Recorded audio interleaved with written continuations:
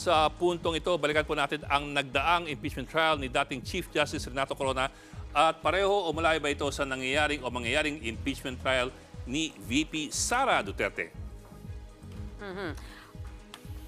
I think pwede natin pag-usapan ito at i-walk through sa aking karanasan dahil kinover ko yung naisip ko edad ko. 2012. Yung 2012 impeachment trial ni dating CJ Corona, madugo, masalimuot, pero magkaiba, kasi hindi election year. 2013 pa ang eleksyon eh. So naalala ko, gaya ng sinabi mo, December 2011 siya na-impeach, tapos diniretso sa Senado, January 16, 2012, nagsimula na yung trial. Pero kahit pa paano may halos isang buwan in between, maraming kailangang ayusin. Admin work yan eh. Yes, una... Magmula dun sa swearing in, pagpapatahi ng robe. Pagpapatahi ng robe, inayos yung mismong impeachment court. Alam naman natin, maliit ang plenaryo ng Senado, ha? So, aayusin pa nila yan. And then, ang pinakamalaking at madugo dyan, yung coverage. Kasi alam naman natin na hindi lang isa, dalawang teams yan. As many as 5 to 7 teams per network. So, talagang nagpatayo pa ng platform sa labas ng Senado para doon makapag-live yung mga reporters.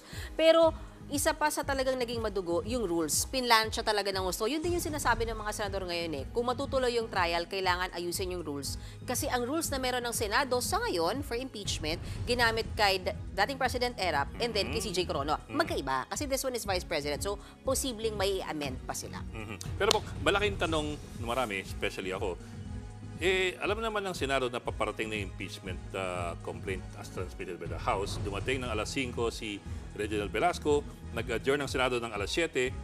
Bakit hindi man lang ni-raise sa plenaryo na dumating na ang transmittal at para gumulong na ang proseso? Parang not to be malicious, pero was that a snub on the part of the Senate leadership of what was clearly very public already? Correct. Hindi ko pwedeng hulaan kung ano yung mensaheng gustong ipalabas nila Senate President Escudero. Meron akong konkretong sagot bukas kasi may press con siya. Pero ang nasagap ko kanina is una, may sinagsabi sa ating senador na parang wala raw kasing nag-bring up na senador. Parang walang interest quote-unquote daw doon. So, parang isa yan sa naging dahilan kung bakit hindi na take up. Pangalawa, ang sinasabi ni Senate Minority Leader Coco Pimentel, ang dapat na nangyari daw sana, kahit man lang sana inanunsyo na, oy, meron ng impeachment, recognition na may articles of impeachment, then and then pwede nang mag-convene ng impeachment court. So, ngayon, lumalakas tuloy yung ugong na, baka talagang sa June na ito. Kasi nga, tandaan natin, Bok, ang kakaiba dito is meron kang mga re-electionists na kailangan mo rin namang isipin, of course, colleagues nila yan na hindi makakapangampanya sa labas oras na magkaroon ng impeachment trial na. Pero hindi natin sinasabing excuse yan, pero reality is, posibleng kinoconsider. Di ba?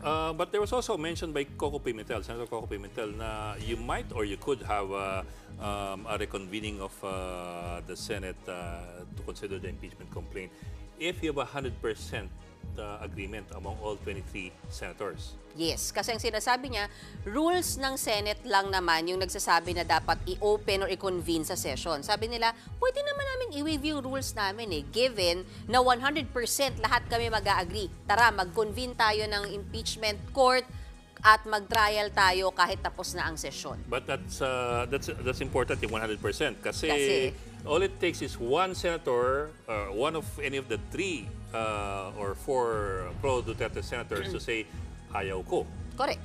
At and that will leave the entire thing hanging.